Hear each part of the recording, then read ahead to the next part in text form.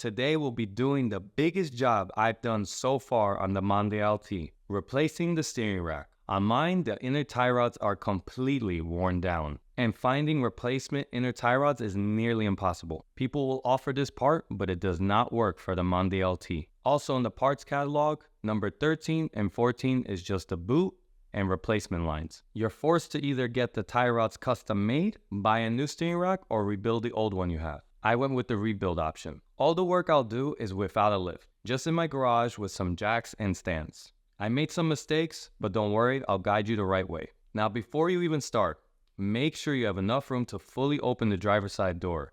You'll need room to comfortably work on the steering column. Have a bucket ready because you will drain out the coolant system. The passenger side suspension will be torn down a bit, so keep that in mind.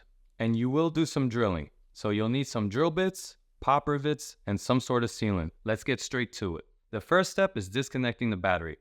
Later, you'll need to reroute the cables and it'll save you so much of a hassle. Let's move over to the front and remove all the trim. The amount of trim in your Mondial may vary, but is very straightforward and held on by some screws.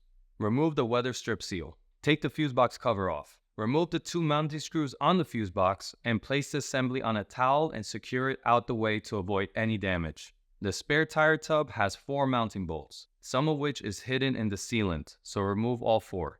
Drill out the rivets holding the tub in place. Some of the rivets will have to be drilled out from the driver's side wheel well, and to gain more access, remove the gravel guard. Scrape the sealant holding the tub, and do not use anything sharp. The tub is made out of some sort of fiberglass. Take the washer fluid reservoir out, and be careful there's a connector underneath. Then unbolt the panel it rested on, and be careful when removing because it's fragile. Again, the tub is made out of some sort of fiberglass, so be very careful when pulling it out.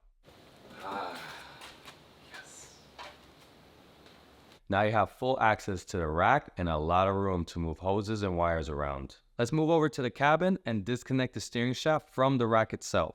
Make sure you do this before you remove anything else because it will become a nightmare. Now to the tie rods. Disconnect both left and right outer tie rods, remove them from the rack itself, and count the amount of turns and take some sort of notes. Remove the sway bar by taking off the 2 chassis mounted brackets first, followed by both lower control arm attachments.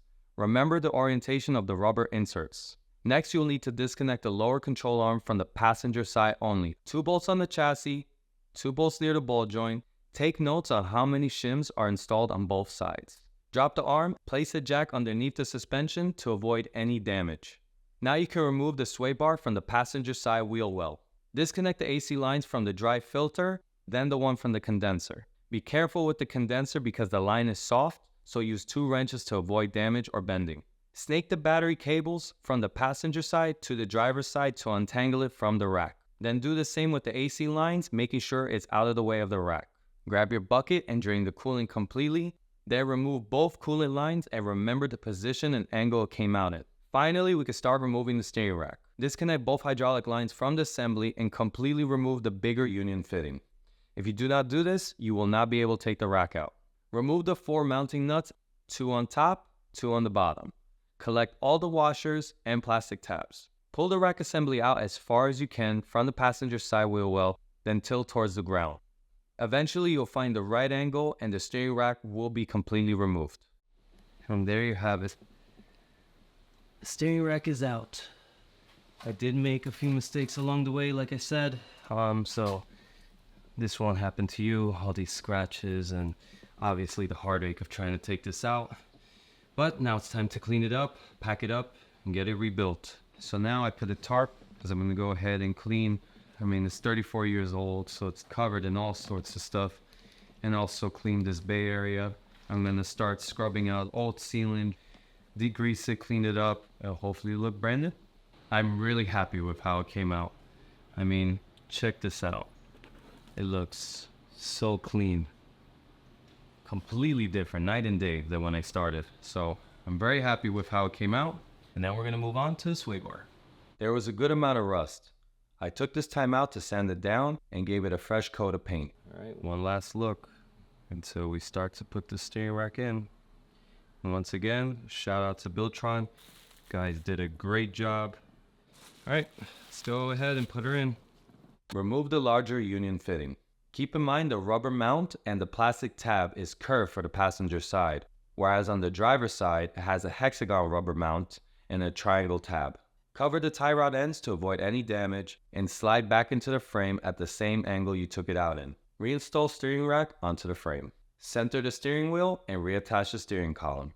Install the steering rack hydraulic lines. Attach passenger side coolant line to the top hose and the driver's side onto the bottom one. Clamp and secure lines into place. Route battery cables back to the battery and secure with flexible clamp. Work AC lines through associated grommets and reconnect to dry filter and condenser. Clamp all AC hoses and battery cables back onto the frame. Reinstall sway bar from the passenger side. Reinstall lower control arm, then check your notes on how many shims were put into place. Now finish installing the sway bar by connecting it to the lower control arm. Don't forget the orientation of the inserts and washers. Install tie rod ends and refer back to your notes on the amount of turns needed for both sides. Add power steering fluid. I use Royal Max ATF, and do not forget to refill the coolant system. All right, moment of truth. Let's see if all my hard work paid off. I topped off all the fluids, so we should be good to go.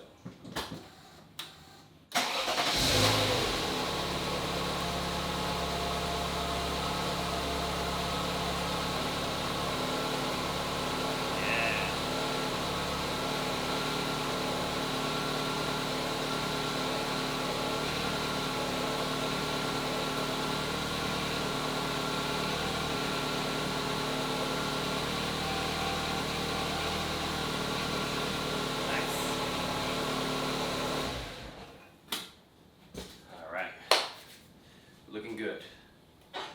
All right, as you saw, steering rack works. Let's check for leaks. And it's dry. Not even a drop. So that's great. Coolant lines as well. As you saw, the electrical obviously works. The only thing, AC, we're gonna have to recharge, but we'll worry about that later. Let's check underneath. All right. Yep, nice and dry. Now for the tub. I already started drilling out pieces like the leather straps. Don't want to ruin it more than it already is. I'm gonna take off all the sealant, make sure the holes are good to go for the pop rivets. It's 34 years old. It does look a little beat up, but after some tender love and care, I think it's gonna look great. Plus a new one is like $1,500, so definitely not. This job is tedious, so I'm just gonna show you the after in the next shot. I'm very happy with how the trunk came out. And again, night and day difference. You can actually see the fiberglass. And I reinstalled the leather strap. I made a new weather seal over here. I'm just gonna go ahead and put some pop rivets in these holes so I kind of have an idea of where to place the sealant. I'm gonna cut some strips out in between each rivet so it could be nice and clean.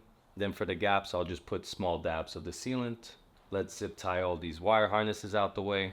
All right, everything's looking good. I think it's time to put the tub back in. Let's place this washer fluid panel back.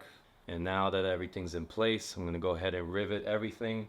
I'm gonna go ahead and just seal up any gaps I see between the tub and the fuse box. We just gotta put back the hardware that holds the tub together, the fuse box, the trims, and the weather seal. And it looks fantastic.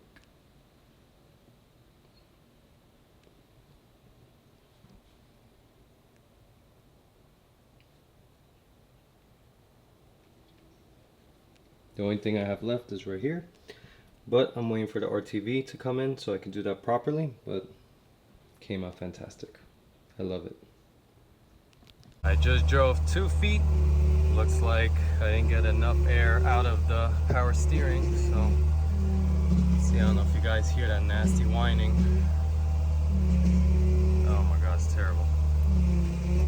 All right, so we had some whine. I just kept turning the wheel back and forth with the cap off. Oh, the wine went away. Nice. I think it's safe to say we definitely need an alignment. This is straight right now. But we knew that was gonna happen, so I'm not too worried about that. But overall, I think we're back in business. I miss driving it. All right, let's go get it aligned now.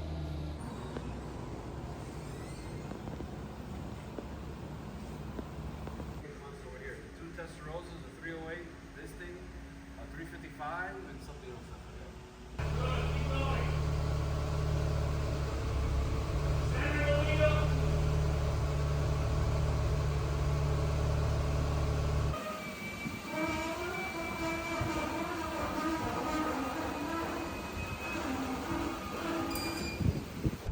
Oh yeah, this is 100% different.